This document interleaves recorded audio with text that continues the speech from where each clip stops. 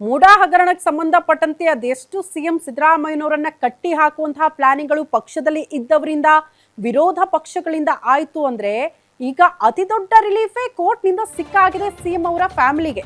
ಹಾಗಾಗಿ ಇದು ಕಾಂಗ್ರೆಸ್ ಪಾಲಿಗೆ ಅತಿ ದೊಡ್ಡ ಅಸ್ತ್ರ ಆಗುತ್ತಂತೆ ಇನ್ನು ಮುಂದೆ. ಮೂಡಾ ಹಗರಣದಲ್ಲಿ ಸಿಎಂ ಸಿದ್ದರಾಮಯ್ಯನವರಿಗೆ ಬಿಗ್ ರಿಲೀಫ್ ಸಿಕ್ಕಾಯಿತು. ಕೇಂದ್ರ ಸರ್ಕಾರದ ವಿರುದ್ಧ ರಾಜ್ಯ ಕಾಂಗ್ರೆಸ್ಗೆ ಬಹುದೊಡ್ಡ ಅಸ್ತ್ರ ಸಿಕ್ಕಂತಾಗಿದೆ. ಇಡಿಗೆ ಫುಲ್ ತರಾಟೆಗೆ ತೆಗೆದುಕೊಂಡಿರೋದು ಸುಪ್ರೀಂ ಕೋರ್ಟ್. ನಿನ್ನೆ ಇಡಿಯನ್ನ ರಾಜಕೀಯ ದ್ವೇಷಕ್ಕೆ ಬಳಸಿಕೊಳ್ತಿದ್ದಾರೆ ಅಂತ ಸಿಜೆಐ ಅಭಿಪ್ರಾಯ ವ್ಯಕ್ತಪಡಿಸಿದ್ರು. ಸುಪ್ರೀಂ ಕೋರ್ಟ್ನ ಈ ಅಭಿಪ್ರಾಯವೇ ಕಾಂಗ್ರೆಸ್ಗೆ ಪ್ರಬಲ ಸಾಕ್ಷಿ, ಪ್ರಬಲ ಅಸ್ತ್ರ ಆಗ್ತಾ ಇದೆ ಅಂತ ವಿಪಕ್ಷವನ್ನ ಟಾರ್ಗೆಟ್ ಮಾಡಿ ಇಡಿಯಿಂದ ದಾಳಿಗಳಾಗ್ತಾ ಇದೆ. ಇದು ರಾಜಕೀಯ ದುರುದ್ದೇಶ ಅಂತೆಲ್ಲ ಈ ಹಿಂದೆ ಕಾಂಗ್ರೆಸ್ನವ್ರು ಹೇಳ್ತಿದ್ರು. ಬಟ್ ಅದಕ್ಕೆ ಆಧಾರ ಬೇಕಲ್ಲ. ಆಧಾರ ರಹಿತ ಯಾಕೆ ನೀವು ಆರೋಪಗಳನ್ನ ಮಾಡ್ತೀರಿ ಅಂತ ಬಿಜೆಪಿ ನಾಯಕರು ಪದೇ ಪದೇ ಪ್ರಶ್ನೆ ಮಾಡ್ತಾ ಇದ್ರು. ಬಟ್ ಈಗ ನಮ್ಮ ಬತ್ತಳಿಕೆಯಲ್ಲೇ ಸಾಕ್ಷಿ ಇದೆ. ಸುಪ್ರೀಂ ಕೋರ್ಟ್ನ ಅಭಿಪ್ರಾಯಕ್ಕಿಂತ ಮತ್ತೊಂದು ಸಾಕ್ಷ್ಯ ಬೇಕಾ ನಿಮಗೆ? ಇದನ್ನ ಕಾಂಗ್ರೆಸ್ ನಾಯಕರು ಪ್ರಶ್ನೆ ಮಾಡ್ತಾರೆ. ಮೋಸ್ಟ್ಲಿ ಮುಂದಿನ ದಿನಗಳಲ್ಲಿ ಅತಿ ದೊಡ್ಡ ಅಸ್ತ್ರ ಅಂದ್ರೂ ಕೂಡ ತಪ್ಪಾಗ್ಲಿಕ್ಕಿಲ್ಲ. ಕಾರಣ ಜಸ್ಟಿಸ್ ಸಿಎಂ ಅವರ ವಿಚಾರಕ್ಕೆ ಮೂಡಾ ಹಗರಣಕ್ಕೆ ಸಂಬಂಧಪಟ್ಟಂತೆ ಅಂತ ಇಡಿ ದುರ್ಬಳಕೆ ಆಯಿತು ಅಂತ ಅಲ್ಲ. ಈ ಹಿಂದೆ ಡಿಸಿಎಂ ಡಿಕೆ ಶಿವಕುಮಾರ್ ಅವರು ಕೂಡ ಇಡಿ, ಸಿಬಿಐ ಇದೆಲ್ಲವೂ ಕೂಡ ಕೇಂದ್ರ ಸರ್ಕಾರದ ಅಧೀನದಲ್ಲಿ ಬರುವಂತಹ ತನಿಖಾ ಸಂಸ್ಥೆಗಳಾಗಿರೋದ್ರಿಂದ ರಾಜಕೀಯ ದುರುದ್ದೇಶಗಳಿಂದಲೇ ಕೆಲವರನ್ನ ಕಟ್ಟಿ ಹಾಕುವಂತಹ ಪ್ಲಾನಿಂಗ್ ಗಳಾಗ್ತಾ ಇದೆ. ರಾಜಕೀಯವಾಗಿ ಒಬ್ಬ ವ್ಯಕ್ತಿಯನ್ನ ಮುಗಿಸಿಕೊಳ್ಳೋದಕ್ಕೆ ಈ ರೀತಿ ತನಿಖಾ ಸಂಸ್ಥೆಗಳನ್ನ ಬಳಸಿಕೊಳ್ಳಲಾಗ್ತಾ ಇದೆ ಅನ್ನುವಂತ ಗಂಭೀರ ಆರೋಪವನ್ನ ಹಲವು ಕಾಂಗ್ರೆಸ್ ನಾಯಕರು ಹಲವು ರೀತಿಯಲ್ಲಿ ಪ್ರಸ್ತಾಪ ಮಾಡ್ತಾ ಇದ್ರು. ಬರೀ ನಮ್ಮ ರಾಜ್ಯಕ್ಕೆ ಮಾತ್ರ ಸೀಮಿತ ಅಲ್ಲ, ದೇಶದಾದ್ಯಂತ ಬೇರೆ ಬೇರೆ ರಾಜ್ಯಗಳಲ್ಲೂ ಕೂಡ ಇಂಥ ಆರೋಪಗಳು ಕಾಂಗ್ರೆಸ್ ನಾಯಕರಿಂದ ಕೇಳೋದಕ್ಕೆ ಸಿಗ್ತಾ ಇತ್ತು. ಬಟ್ ಈಗ ಯಾಕೆ ಈ ವಿಚಾರ ಮತ್ತೆ ಮುನ್ನೆಲೆಗೆ ಬರುತ್ತೆ, ಮತ್ತಷ್ಟು ಸ್ಟ್ರಾಂಗ್ ಆಗಿ ಅಸ್ತ್ರ ಆಗುತ್ತೆ ಕಾಂಗ್ರೆಸ್ ಪಾಳಯಕ್ಕೆ ಅಂತ ಅಂದ್ರೆ ಸುಪ್ರೀಂ ಕೋರ್ಟ್ನ ಸಿಜೆಐ ಅಂಥದ್ದೊಂದು ಅಭಿಪ್ರಾಯ ವ್ಯಕ್ತಪಡಿಸಿರೋದ್ರಿಂದ ರಾಜಕೀಯ ದ್ವೇಷ ಏನಿದ್ರೂ ಕೂಡ ನೀವು ಚುನಾವಣೆಯಲ್ಲಿ ಇಟ್ಕೊಳ್ಬೇಕು. ಹಂಗಂದ ಮಾತ್ರಕ್ಕೆ ನೀವು ತನಿಖಾ ಸಂಸ್ಥೆಗಳನ್ನ ಬಳಸಿ, ಇಡಿಯನ್ನ ಬಳಸಿ ರಾಜಕೀಯ ದ್ವೇಷ ತೀರಿಸ್ಕೊಳ್ಳೋದು ಸರಿ ಅಲ್ಲ ಅನ್ನುವಂತಹ ವಿಚಾರವನ್ನ ಸಿಜೆಐ ನಿನ್ನೆ ತಮ್ಮ ಆದೇಶದಲ್ಲಿ ಅಂಥದ್ದೊಂದು ಅಭಿಪ್ರಾಯವನ್ನ ವ್ಯಕ್ತಪಡಿಸಿರೋದ್ರಿಂದ ಇದಕ್ಕಿಂತ ಆಧಾರ ಬೇಕಾ, ಇದಕ್ಕಿಂತ ಸಾಕ್ಷ್ಯಗಳ ಬೇಕಾ?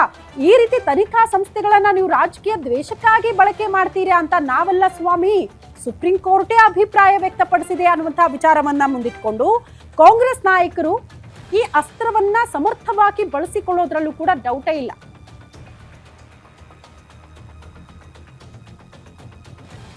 ಈ ಬಗ್ಗೆ ಮತ್ತಷ್ಟು ಡೀಟೇಲ್ಸ್ ಅನ್ನ ಕೊಡ್ತಾ ಹೋಗ್ತಾರೆ political bureau head Maruti Pavagada ನೇರ ಸಂಪರ್ಕದಲ್ಲಿ ಜಾಯಿನ್ ಆಗ್ತಿದ್ದಾರೆ. ಮಾರುತಿ, ಈ ಹಿಂದಿನಿಂದ ಕಾಂಗ್ರೆಸ್ ನಾಯಕರು ಆರೋಪ ಮಾಡ್ತಾನೆ ಇದ್ರು, ಇಡಿ, ಸಿಬಿಐ ಎಲ್ಲ ಕೂಡ ಕೇಂದ್ರ ಸರ್ಕಾರದ ಅಧೀನದಲ್ಲಿ ಬರೋದ್ರಿಂದ ಕಂಪ್ಲೀಟ್ ದುರುದ್ದೇಶದಿಂದಲೇ ಬಳಕೆ ಮಾಡ್ಕೊಳ್ಳುತ್ತೆ ಈ ತನಿಖಾ ಸಂಸ್ಥೆಗಳನ್ನ ಅಂತ.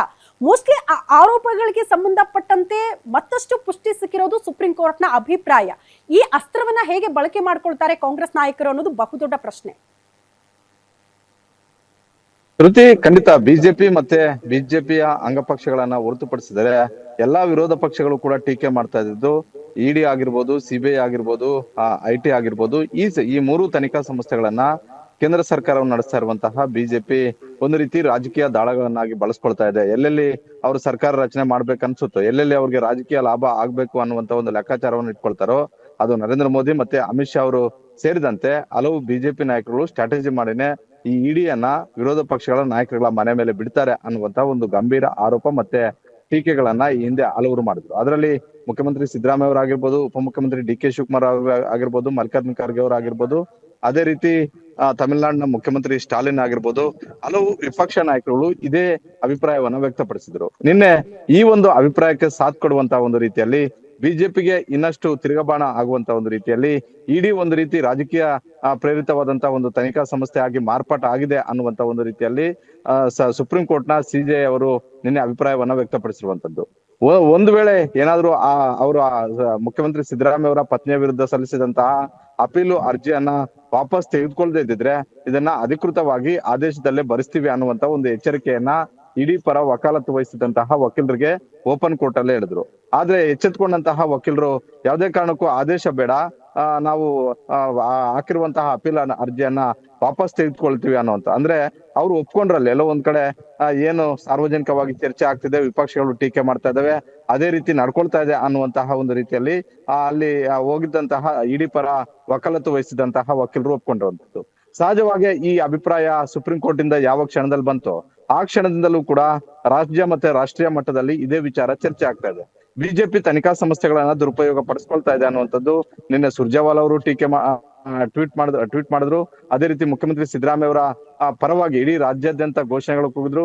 ಸ್ವತಃ ಮುಖ್ಯಮಂತ್ರಿ ಸಿದ್ದರಾಮಯ್ಯ ಅವರ ಕಾವೇರಿ ನಿವಾಸದಲ್ಲಿ ನಿನ್ನೆ ತುಮಕೂರಿಗೆ ಹೋಗಿದ್ದಂತಹ ಸಿದ್ದರಾಮಯ್ಯ ಅವರು ವಾಪಸ್ ಬಂದ ತಕ್ಷಣ ಅಲ್ಲಿ ಸಂಭ್ರಮಾಚರಣೆ ಆಯ್ತು. ಇಡೀ ಕೇಂದ್ರ ಸರ್ಕಾರ ಯಾವ ರೀತಿಯಾಗಿ ದುರುಪಯೋಗ ಪಡಿಸ್ಕೊಳ್ತಿದೆ ಅನ್ನುವಂತ ರೀತಿಯಲ್ಲಿ ಕೇಂದ್ರದ ವಿರುದ್ಧ ಘೋಷಣೆಗಳನ್ನ ಕೂಗುವಂತಹ ಒಂದು ಕೆಲಸಗಳು ಕೂಡ ಆದ್ವು. ಇದು ಕೇವಲ ರಾಜ್ಯಕ್ಕಷ್ಟೇ ಸೀಮಿತ ಆಗಿಲ್ಲ. ಸುಪ್ರೀಂ ಕೋರ್ಟ್ ನ ಸಿಜೆ ಅವರ ಅಭಿಪ್ರಾಯವನ್ನ ಇಟ್ಕೊಂಡು ಇಡೀ ರಾಜ್ಯಾದ್ಯಂತ ಇಡೀ ದೇಶಾದ್ಯಂತ ಈ ವಿಚಾರವನ್ನ ಗಮನ ಸೆಳೆಯುವ ಸಲುವಾಗಿ ವಿಪಕ್ಷಗಳು ಮುಂದಾಗ್ತಿರುವಂತದ್ದು.